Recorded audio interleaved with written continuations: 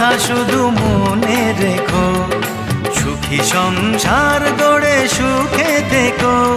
এ ঘর দুয়ার সব শূন্য করে যেতে হবে তোমাকে স্বামীর ঘরে।